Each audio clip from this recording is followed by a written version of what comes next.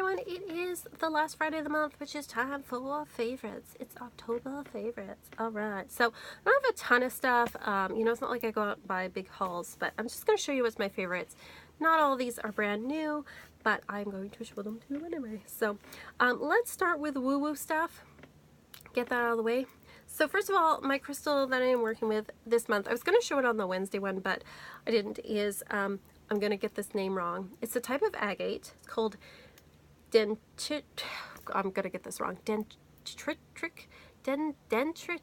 I'm going to write it below.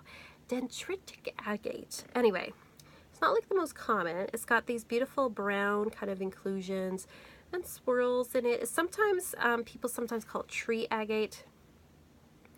It's very cool. It is a stone that's very calming and grounding and really helps you with getting focused and getting your work done and staying on track. And it's very like soft grounding. Like it's not like a harsh grounding kind of energy. It's very soft and it's just very encouraging, and it's got a lot of fairy energy to it, a lot of fairy tree kind of plant energy to it, and it's a great size. I like love this kind of like larger kind of, it's not quite a palm stone but almost size. So I'm really loving this. This is my favorite crystal this month. I'm working with that. As for decks this month, I don't really have anything new or exciting. I am loving working with the Halloween Tarot, which is the deck I have been working with for the month of October. And I love all the creepy cuteness in it. It's like kitty Halloween, which I love. And I love all the colors. And this was one of my favorite decks back in the 2000s. I didn't own it, but there was this website where you can go and pick a deck and generate a card reading. And that's what I did. And I would always pick this deck because I just love it. And it's got like ghosts for cups, imps for wands, bats for swords, and pumpkins for pentacles, which is just adorable. So that's there. I love it. There's the hangman. There's my scarecrow. So it's a great deck. It's a fun October deck. And then I've been working with the Late Vampire Oracle. Now, this was not one of my favorite Jasmine Beckett Griffith decks. My favorite one is the Shadows of Light and Dark, I think it's called. But this one was kind of like, I got it, it's okay. But the more I've worked with this, especially pairing it with the Halloween Tarot, the more I've kind of seen its nuances and depth. So I've actually really been liking this deck this month. Especially, like I said, pairing it seems to make a difference. Now, I love her artwork. But maybe because the other one was my first deck, the Light and Dark one, the first one of hers, I liked it more. But I love kind of the dark imagery. I like her newer art as opposed to some of the older art like this, but I mean, I still like it. But like I said, I've been really loving some of the messages and the in this deck, and it's a great fall deck to work with. Obviously, with the whole vampire type theme on it, like this one, all the butterflies and stuff. Very, very cool. So those are my two favorite decks. Of course, two of my favorites are the Rebel deck and the Sacred Creators deck, but I think I've shown them in the last three favorites, so I'll spare you this time. Book-wise, yesterday I did the review of the book I was reading for the month. It is Esoteric Empathy by Raven Digitals. This book is a really great read, especially like I was saying, if you're a sensitive person, empath, however you define yourself. It's got some really great information and exercises. That is the phone ringing. Please ignore it. So yes, really loving this book. It's a really in-depth read, but it is a really good kind of resource for things. It's got some great exercises in it, so I love that. And then I was at the bookstore with my friend, and I got myself another record, and I saw this magazine, and I was like, oh my god, I have to get this. Actually, it's a book zine. It's from Classic Rock Magazine, and it's all Guns N' Roses, and I was like, yes, I have to get this. I have to get this. So it's a book zine, which means like it's, you know, it's a magazine, a little thicker. The only ads are at the beginning of the end, but the rest of it is all articles and stuff they've done over the years with them, interviews, articles about them, and that is, so the whole thing is like that, and it goes in order.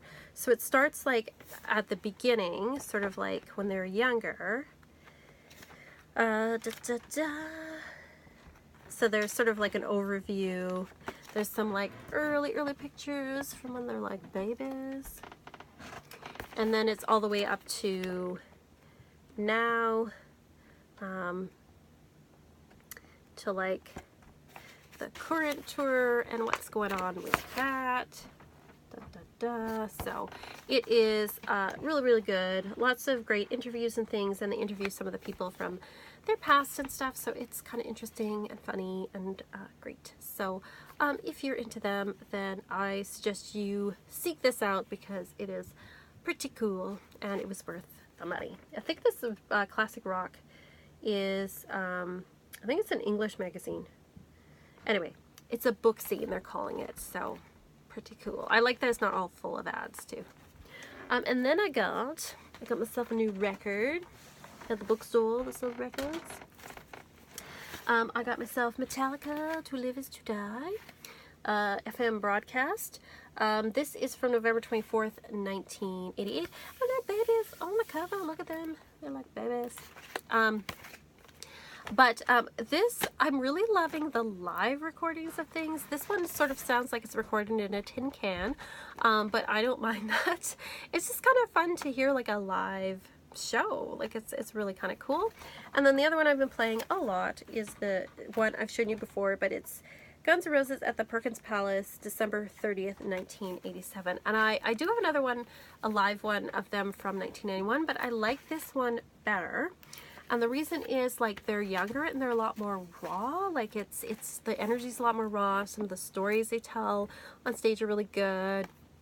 So I like some of the early stuff. I actually found somebody had posted online a really early demo version of Back Off Bitch, and it was so much better than the Use Your Illusion better version. I mean, I like that version too, but it was rawer. The music was like a little grittier, and I really like that. So that's the music, the records I've been listening to this month.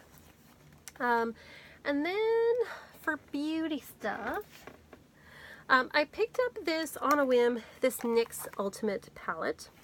They've got a few different versions. This is the Brights, and they have like there's one that's like smoky.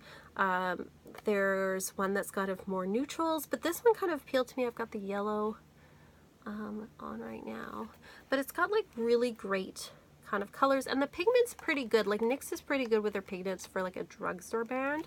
So, and I like kind of the size and stuff. So this one was a winner for me. And then I didn't really get a ton of like new clothes or anything, but one thing I did get, I know this is weird, but in my favorites is socks. Now, I like crazy socks. So there's this store in Canada called Ardan. It's like sort of like a super, it's kind of like cheaper like accessories and things like that kind of store. And I'll be getting socks with like cute cats on them. You can get like a whole bunch of them. If you're in Canada, you know what I mean. You can go there, you can get like 3 sets of like each set has like 3 socks in it. You can get 3 of those for like 15 bucks, which is like pretty cool. And I mean, they're socks, right? So they're gonna wear out, but whatever. There's more kitty socks. And then foxes on socks is also a big thing for me. Oh, there's more kitties. More kitties. And I have more, but these are just some of them. Foxes on sockses. And I've been loving that because it's not like everyone really sees my socks because I wear boots, but I just like the idea of wearing fun sockses. I like that. So fun sockses it is for me this month. And then the other thing I've been loving is all the pumpkin things. I know it's cool right now to diss the pumpkin, but I am loving the pumpkin, and I continue to eat the pumpkin and wear the pumpkin and burn pumpkin candles and all that kind of stuff. Of course, I love the Starbucks pumpkin spice latte. Don't laugh at me. I do love it. I don't care what you say. I did try the Tim Hortons one. It's a chain of like coffee shops here in Canada. It's not quite as good as the Starbucks one, but it's still good. It was better than I thought it would be. I was sort of surprised by that.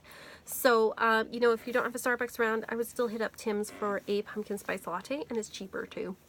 I haven't tried the McDonald's one, and I kind of want to try it just to compare to see what it's like, but we shall see. And then I got this from Bath and Body Works. I got the pumpkin spice and everything nice Spice Pumpkin Cider Body Cream and Body Wash. I haven't been to Bath and Body Works in a while, so I don't know if everything's coming in these kind of tubes now.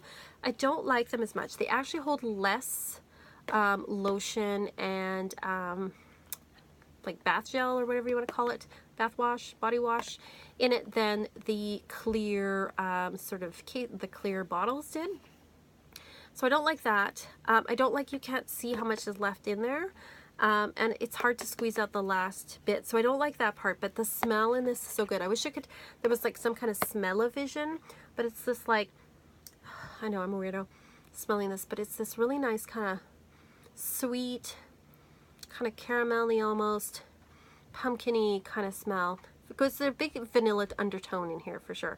And it's really, really nice for fall. And I'm almost out, so I gotta go to the Laura. But if somebody knows, you know, let me know. Is it all just like in these sort of cases, or was this just kind of a fall thing? I don't know.